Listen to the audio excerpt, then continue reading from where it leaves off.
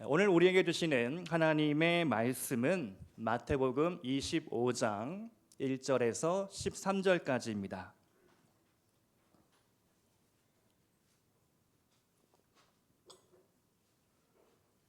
마태복음 25장 1절에서 13절까지 우리 다 같이 한 목소리로 봉독하시겠습니다. 그때에 천국은 마치 등을 들고 신랑을 맞으러 나간 열 처녀와 같다 하리니 그 중에 다섯은 미련하고 다섯은 슬기 있는 자라. 미련한 자들은 등을 가지되 기름을 가지지 아니하고 슬기 있는 자들은 그릇에 기름을 담아 등과 함께 가져갔더니 신랑이 더디오므로 다 졸며 잘세. 밤중에 소리가 나되 보라 신랑이로다 맞으러 나오라 하매 이에 그 처녀들이 다 일어나 등을 준비할세. 미련한 자들이 슬기 있는 자들에게 이르되 우리 등불이 꺼져가니 너희 기름을 좀 나눠달라 하거늘 슬기 있는 자들이 대답하여 이르되 우리와 너희가 쓰기에 다 부족할까 하노니 차라리 파는 자들에게 가서 너희 쓸 것을 사라 하니 그들이 사러 간 사이에 신랑이 오므로 준비하였던 자들은 함께 혼인잔치에 들어가고 문은 닫힌지라. 그 후에 남은 처녀들이 와서 이르되 주여 주여 우리에게 열어주소서. 대답하여 이르되 진실로 너희에게 이르노니 내가 너희를 알지 못하느냐 하였느니라. 그런즉 깨어있으라. 너희는 그 날과 그 때를 알지 못하느니라. 아멘. 모든 사람은 기다림 속에 살아갑니다. 기다림은 지루합니다. 기다림은 낭비처럼 느껴집니다. 그러나 기다리는 중에 새로운 아이디어가 떠오르기도 합니다. 지난주 첫눈이자 대설이 내렸죠. 그날 혹시 출근하는 길이 조금 힘들지 않으셨습니까? 제가 뉴스를 보니까 아주 유쾌한 뉴스를 봤는데요. 제목이 눈 폭탄에 출근한 K 직장인 정체는 이런 제목이었습니다. 아침에 눈을 뜨니까 온통 하얀 눈 세상입니다. 눈이 너무 많이 왔어요. 이러다 오늘 지각이다 싶어서 이 사람이 번뜩이는 아이디어를 떠올립니다. 그래, 차라리 스키를 타고 출근하자. 그리고 실제 12km를 1시간 반 걸려서 출근을 합니다. 누군가 그 영상을 찍어 올려서 기자가 취재해 나간 거죠. 결과 이 남성의 정체는 전직 국가대표 스키 선수라고 합니다. 지금은 고등학교 체육 교사로 학생들을 가르치고 있고요. 길이 엄청나게 밀릴 것을 예상하고 아주 지혜로운 방법을 찾아낸 것이죠. 피할 수 없다면 즐겨라. 이 말에 꼭 어울리는 상황이었습니다. 여러분, 기다림을 피할 수가 없다면 한번 즐겨보시기 바랍니다. 인생의 다른 말은 기다림이죠. 학생들은 얼른 기말고사가 끝나고 방학하기를 기다립니다. 사실 선생님도 같은 마음일 것입니다. 직장인들은 월급날을 손꼽아 기다리죠. 비록 월급이 통장을 스치고 지나갈지라도 월급날만큼은 행복하고 기쁩니다. 군인들은 휴가를 기다리죠. 나가서 무슨 음식을 먹고 누구를 만날지 여러분, 군인들이 그 스케줄을 아주 잘 정리를 합니다. 아주 기쁜 마음으로 휴가를 기다리는 것이죠. 그런가 하면 결혼 약속을 한 커플은 결혼식 날을 기다리죠. 행복한 기다림입니다. 그런데 어떤 기다림은 지루하고 낭비처럼 느껴지는 거죠. 여러분 혹시 이런 말 들어보셨습니까? 카공족, 공시생, 취준생. 카공족은 카페에서 공부하는 족속들, 공시생은 공무원 시험을 준비하는 사람들입니다. 취준생은 취업을 준비하는 학생들이죠. 모두 다 더 나은 미래를 꿈꾸며 열심히 공부하고 준비를 하지만 그 기다림이 어떻게 끝날지, 어떻게 성취가 될지는 모르는 겁니다. 막연하고 불안하고 조바심이 날 때가 있는 것이죠. 오늘 우리 시대는 과거보다 훨씬 더 기다리지 못하는 시대인 것 같습니다. 유튜브 시대죠. 쇼츠가 유행하고 짧은 영상에 길들여져 있는 그런 시대입니다.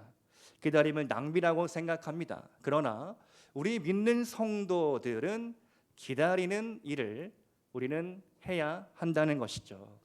우리가 대림절을 맞이했습니다. 대림절은 성탄절 4주 전부터 주님의 탄생, 또 주님의 재림을 기다리는 절기입니다. 오늘 기다림이라는 주제로 4주 동안 대림절 설교를 나누고자 하는데요. 기다리는 사람들이라는 큰 주제를 가지고 오늘은 예수님이 말씀하신 열 처녀 비유를 통하여 은혜를 나누고자 합니다. 세 가지로 나누겠습니다. 첫 번째, 신앙의 형식이 전부가 아닙니다. 한번 따라서 해보겠습니다. 신앙의 형식이 전부가 아니다. 본문 말씀은요, 열 처녀 비유로 우리에게 아주 익숙합니다. 먼저 비유의 주인공인 열 처녀가 누구냐? 오해를 풀어야 하는데요. 10명의 처녀들은 신부가 아닙니다. 신부의 들러리 역할을 받은 신부의 친구들입니다. 유대인의 결혼식에는 세 단계가 있습니다. 약혼, 정혼, 결혼입니다. 약혼은 성경에 13번 나오는데 결혼을 약속하는 단계입니다. 두 번째로 정혼을 합니다. 이때 호적에는 올리지만 아직 함께 살지는 않는 단계죠. 세 번째로 결혼의 단계가 있습니다. 드디어 혼례를 치르고 함께 결혼 생활에 들어가는 단계이죠. 약혼에서 결혼에 이르기까지 약 1년 정도의 시간을 둔다고 합니다. 결혼식은 보통 신부의 집에서 거행됩니다. 따라서 신랑은 신부 집으로 가서 신부를 데리고 피로연이 베풀어지는 장소로 이동하게 되는 것이죠. 그때 신랑은 혼자 가지 않고 가족들, 친척들, 친구들과 함께 가게 됩니다. 신랑이 마침내 신부의 집에 도착했을 때 주변 사람들이 보라, 신랑이 온다 이렇게 외치게 되는 것이죠. 우리나라에도 이런 비슷한 풍습이 있습니다. 신랑의 친구들이 함을 메고 가는 것이죠. 그리고 신부의 집 근처에 이르러서 함 사세요 이렇게 외칩니다. 혹시 어른분들은 다 기억을 하실 겁니다. 저도 어렸을 때 작은 아버지가 전통 혼례를 치렀습니다. 종로 쪽으로 가서 장소를 빌려가지고 아주 이렇게 연지곤지 찍으시고 형수님이 이렇게 이렇게 하고 이렇게 다 했는데요. 함 사는 장면이 아주 어렸을 때 인상 깊었습니다. 함을 맨 이 친구는 꼭 오징어로 얼굴을 가립니다. 왜 그런지 모르겠습니다. 아마 후환이 두려워서. 함 사세요. 그러면 나가서 10,000원권 지폐를 막 이렇게 바닥에 깔아야 합니다. 그러면 그 돈을 밟고 한 걸음 한 걸음 느릿느릿 함이 들어가는 거죠. 어떻게든 신부 측은 빨리 끝내고 싶고 신랑 측은 조금 더 여유 있게 그 시간을 즐기려고 하는 그런 우리네 풍습입니다. 이런 비슷한 일이 유대인의 풍습 가운데 있었습니다. 따라서 신부의 친구들이 신랑이 오기만을 기다리고 있는 것이죠. 조금 거꾸로이죠. 10명의 신부 들러리들은 모두 등과 기름을 준비해 왔습니다. 형식을 잘 갖췄죠. 겉으로 보기에 들러리의 역할을 잘 수행할 것으로 보여집니다. 그러나 여러분 한번 속을 들여다 볼까요? 정확하게 10명은 반반으로 갈려집니다. 10명 중 5명은 슬기가 있어서 기름을 넉넉히 준비해 왔습니다. 최소 12시간 한 밤을 지살 수 있을 정도로 충분한 양이었습니다. 그런데 나머지 5명은 기름을 준비하지 않았죠. 그냥 등에 있는 기름만 있었을 뿐입니다. 여분을 가지고 오지 않았습니다. 등에 들어있는 기름만으로는 한 대여섯 시간 버틸 정도였을 것입니다. 이 말씀은 비유죠. 등을 형식이라고 한다면 기름은 내용입니다. 등은 신앙의 형식이고 기름은 신앙의 내용이 됩니다. 코미디언 전유성 씨가 이런 우스갯소리를 했다고 합니다. 우스갯소리니까 그냥 듣고 잊으시기 바랍니다. 요즘 성도들이 기도를 열심히 하는데도 응답을 잘 받지 못하는 이유가 있다. 교회 건물을 지을 때 음향, 조명 시설을 너무 잘 짓는다. 그런데 방음 시설도 완벽해서 아무리 주여 주여 하고 외쳐도 하나님이 듣지 못하신다. 재미있는 코미디입니다. 농담처럼 들리지만 뼈 있는 농담 아니겠습니까? 과연 우리가 겉으로 번지르하게 신앙의 형식을 잘 갖추고 양복을 잘 차려입고 머리를 가다듬고 또 우리가 주의 성수 잘하고 헌금 잘 드리고 봉사 열심히 하고 그러한 형식을 갖췄을지라도 내 안에 내용이 없다면 그것은 주님이 받지 않으시는, 주님이 원하지 않는 신앙의 모습이다라는 것이죠. 정영욱 씨가 쓴 잘했고 잘하고 있고 잘 될 것이다 에세이 집이 있는데요, 이런 내용이 나오더라고요. 인간의 세포는 일정 시간이 지나면 파괴된다고 합니다. 파괴된 세포는 새롭게 대체가 되고요, 스스로 끝없이 우리가 의식하지 않는 순간에 세포는 죽음과 탄생을 반복하고 있다는 겁니다. 그러다가 어느 순간 이 재생이 늦어지면 노화가 된다는 거죠. 신체 부위마다 다르지만 가장 긴 시간에 걸쳐서 재생되는 세포가 있는데 지방세포라고 합니다. 지방세포가 한 8년 정도 걸린다고 합니다. 이렇게 생각해 보면 나라는 존재는 지금도 끊임없이 파괴되고 새롭게 탄생하고 있다는 거죠. 이분의 설명에 의하면 8년 정도 걸리니까 나란 존재는 지금까지 여러 번 다시 태어난 셈이다, 이렇게 설명을 합니다. 저도 이 글을 읽으면서 가만히 생각해 봤습니다. 내 나이를 8로 나누면 나는 지금 몇 번째 인생인가? 6번째 되는 것 같습니다. 여러분도 여러분의 나이를 한번 8로 나눠보시기 바랍니다. 그런데 여러분, 과연 지금까지 나는 어떤 인생을 살아왔는가? 그렇게 새롭게 거듭난 인생을 나는 살고 있는가? 한번 질문해 보시기 바랍니다. 여러분, 신앙은 형식이 전부가 아니죠. 내 내면, 내 마음 안에 무엇이 자리하고 있는가? 무엇으로 채워져 있는가? 그것이 중요하다는 것입니다. 보통 이 비유에 기름을 신앙생활 가운데 늘 보충해야 할 무언가, 그것으로 우리는 해석할 수 있습니다. 다시 한번 말씀드릴까요? 신앙생활 가운데 늘 보충되어야 할 것들, 그것이 기름입니다. 그렇다면 기름은 기도고, 기름은 말씀이고, 기름은 예배이고, 기름은 믿음도 될 수 있습니다. 여러분, 끊임없이 기도하시기 바랍니다. 말씀을 읽으시기 바랍니다. 오직 말씀과 기도로 우리가 거룩해질 수 있고 하나님께 가까이 나갈 수 있다는 것이죠. 신앙적인 형식적인 신앙으로부터 탈출하시기 바랍니다. 날마다 새로운 신앙의 차원으로 들어갈 수 있기를 축복드립니다. 두 번째로, 신앙의 준비는 누구도 대신해 줄 수 없습니다. 한번 따라해 보겠습니다. 신앙의 준비는 누구도 대신해 줄 수 없다. 이제 시간이 꽤 흘러갑니다. 아마 한밤중 자정이 훌쩍 넘어간 시간이 아니었을까. 무슨 일인지 신랑이 늦게 오고 있습니다. 결국 미련한 5 처녀들의 기름이 바닥나고 말았습니다. 다른 5 처녀들에게 부탁을 합니다. 기름을 좀 나눠달라. 그러나 슬기로운 5 처녀들은 지혜롭게 대답을 하죠. 우리가 만일 너희들에게 기름을 n분의 1 해서 공평하게 나눠준다면 당장은 버틸지 몰라도 더 빨리 기름이 소진되고 말 것이다. 이러다가 다 같이 결혼식을 망칠 수도 있다.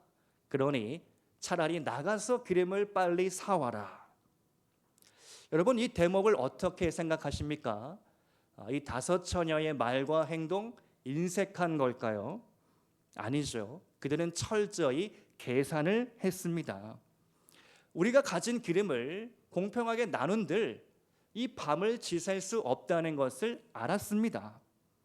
계산 결과 그들은 "노, 안 된다라고 대답한 것이죠. 신앙의 준비는 이렇게 철저히 계산되어야 하는 것입니다. 주님은 망대 비유를 통하여 이렇게 말씀하십니다.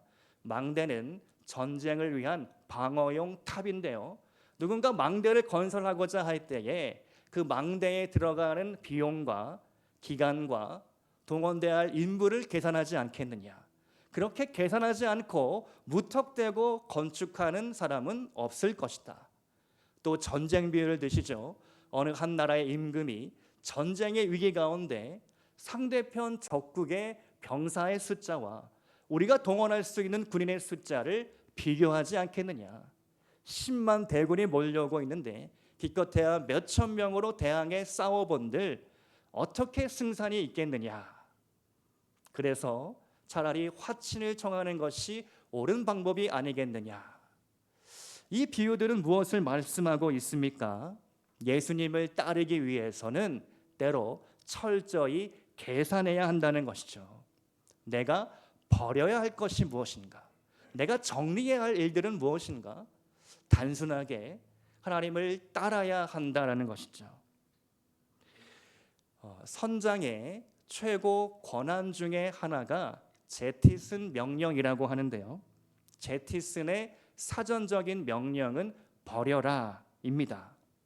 해외로 수출하는 수천억의 물건들, 수백 개의 컨테이너 박스 안에 담겨진 고가의 그런 물품들이 있을지라도 제티슨 명령의 선원들은 어떠한 이의를 제기하지도 않습니다. 선장의 명령에 따라 그 값비싼 물건들을 바다에 버립니다. 그렇게 해야 태풍과 파도로 배의 안전을 지켜낼 수 있기 때문입니다. 생명이 더 소중하기 때문인 것이죠. 마찬가지로 가끔 뉴스를 보다 보면 새에 부딪힌 이 비행기가 급히 회항하는 경우가 있습니다. 그때에 제가 유심히 보니까요, 그 비행기가 바다에 기름을 다 버리고 착륙을 시도합니다. 이륙할 때와 착륙할 때는 비행기 동체의 무게가 더 가벼워야 안전하게 착륙이 된다는 겁니다. 우리가 주님을 따를 때 포기해야 할 것이 있습니다. 우리의 인생을 좀 가볍게 해야 할 일들이 있습니다. 그리고 그 결정은 누군가 대신 해줄 수는 없다는 것이죠. 내가 선택하고 내가 결단하고 내가 내려놓기로 결정을 해야 합니다. 짧은 시간 제가 사역을 하다 보면 매우 안타까운 경우를 봅니다. 어려서부터 열심히 교회를 다녔는데 20대, 30대, 40대 나이가 되어서도 신앙생활이 자립하지 못하는 경우입니다. 신앙은 부모로부터 큰 영향을 받습니다. 그러나 어느 때가 되면 자녀는 부모의 신앙으로부터 스스로 일어나 영적인 독립을 해야 합니다. 부모가 자녀의 신앙을 대신해 줄 수는 없습니다. 또 어떤 경우 거꾸로 자녀가 부모의 신앙을 대신해 줄 수도 없다는 사실이죠. 시카고의 무디 성경학교 총장을 지낸 조지 스위팅 목사님께서 이런 말을 했는데요, 잘 들어보시기 바랍니다. 하나님에게는 자녀만 있지 손자가 없다. 이게 무슨 의미입니까? 깨달으셨습니까? 하나님에게는 자녀만 있다는 겁니다. 손자는 없다는 거죠. 하나님 아버지라고 부를 수 있지만 내 부모님의 신앙을 내가 기대어 하나님 할아버지라고 고백할 수는 없다. 하나님과의 관계는 나와 지극히 개인적인 관계라는 겁니다. 내가 어머니 뱃속에서부터 믿었습니다. 그것으로 구원이 보장되지는 않습니다. 신앙 주비는 누구도 대신해 줄 수 없기 때문입니다. 여러분이 개인적인 신앙으로 홀로 서기가 되며 하나님 앞에 여러분의 신앙이 똑바로 세워질 수 있기를 주님의 이름으로 축복합니다. 세 번째로, 신앙의 기회는 언제나 열려있지 않다라는 겁니다. 자, 이제 기름이 바닥난 5 처녀들 기름을 사러 갑니다. 근데 그때에 바로 신랑이 옵니다.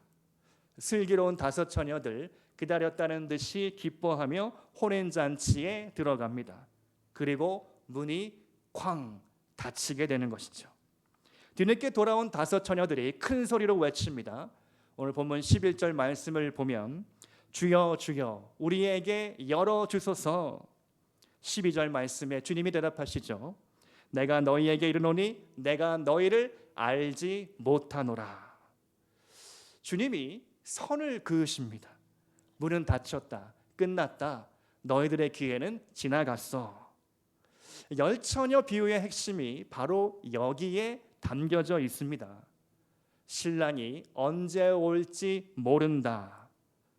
불확실성입니다. 신랑은 당장 오늘 밤에 올 수도 있습니다. 아니요, 내일 올 수도 있습니다. 아니요, 한 달 뒤에, 1년 뒤에, 어쩌면 수십 년 뒤에 올 수도 있다라는 사실이죠. 아무도 모르는 일입니다. 제가 중학교 시절에 겪은 일인데요. 우리 학교에 아주 악명 높은 수학 선생님이 한 분 계셨습니다. 그분은 꼭 수업 시간에 지난 시간 복습을 시키셨는데요. 칠판에 문제를 쫙 적어놓고 한 사람 한 사람 불러내서 문제풀이를 시켰습니다. 못 풀면 아주 매를 맞는 거죠. 이분이 아주 수학적이라서, 수학 선생님이라서 수학적인 방법으로 학생들을 불러냅니다. 오늘이 1일이잖아요. 1일이면 야 1번, 11번, 21번, 31번, 41번, 51번 나와, 이렇게 시킵니다. 그래서 우리가 그 수학적인 알고리즘에 익숙해져서 잘 대비를 했습니다. 그런데 어느 날 선생님이 딱 들어오더니 그날은 아주 이상한 표정을 지으시면서 야 이쪽 줄 다 나와.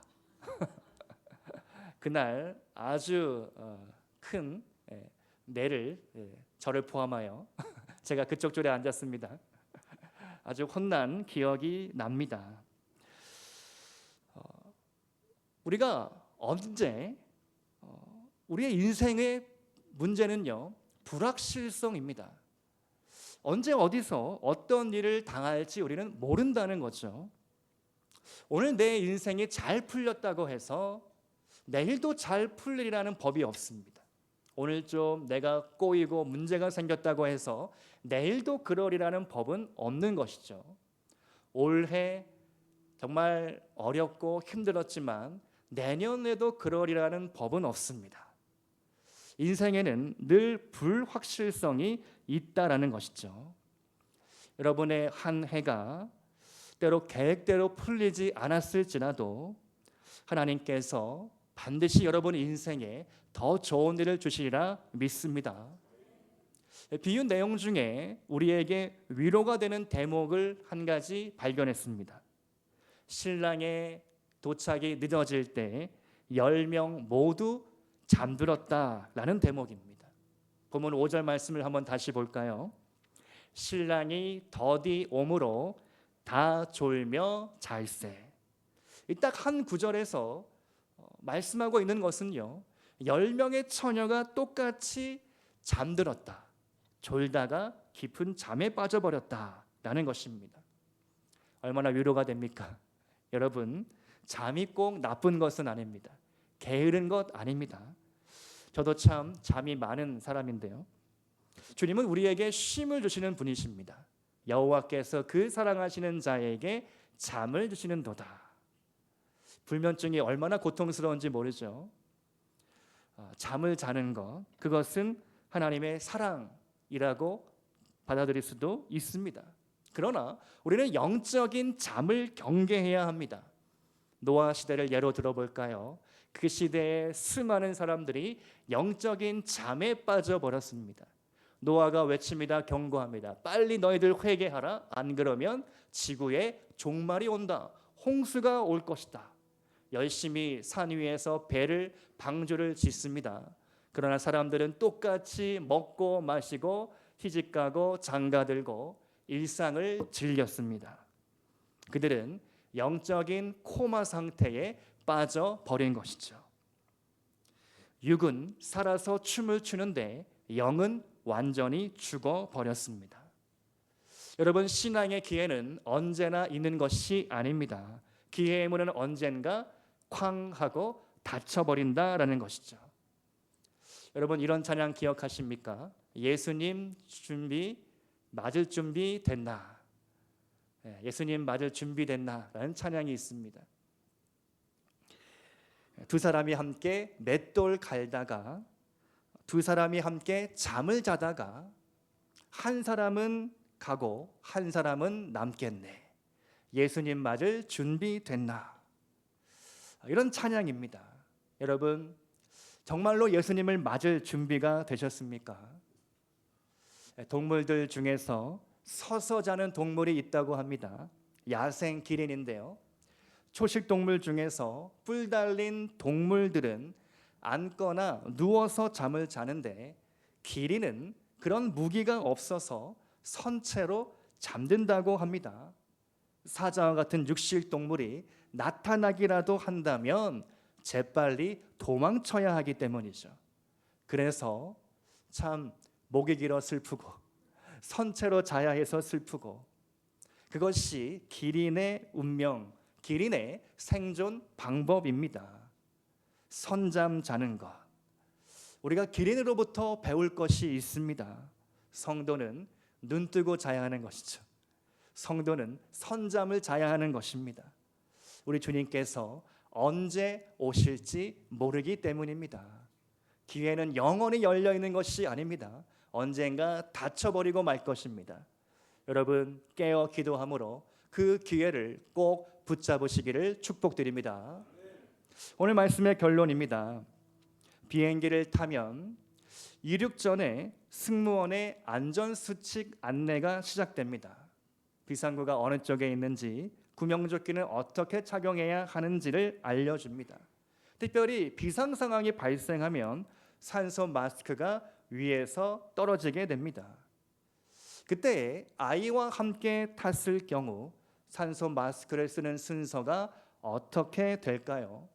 우리 흔히 어린이와 노약자부터 해야 된다라고 생각할 수 있지만 그게 아니라 어른부터 산소 마스크를 써야 한다고 합니다. 산소 마스크는 나부터 챙겨야 한다는 것이죠. 마찬가지로 여러분의 신앙은 여러분부터 챙기셔야 합니다. 오늘 하나님께서 비유로 이렇게 말씀하신 것이죠. 너희의 기름을 충만하게 채워라. 너의 말씀의 분량, 기도의 분량을 채워라. 결코 흔들리지 않는 믿음을 가지고 살아라. 주님이 여러분 개인에게 오늘 말씀하신다고 믿습니다. 요한계시록 3장 20절 말씀에 이렇게 우리에게 권면하고 있죠. 우리 다 같이 한 목소리로 읽겠습니다. 시작. 볼지어다 내가 문 밖에 서서 두드리노니 누구든지 내 음성을 듣고 문을 열면 내가 그에게로 들어가 그와 더불어 먹고 그는 나와 더불어 먹으리라. 아멘. 여러분, 주님을 문 밖에 서서 기다리게 하시지 마시기 바랍니다. 마음의 문을 활짝 여시기 바랍니다.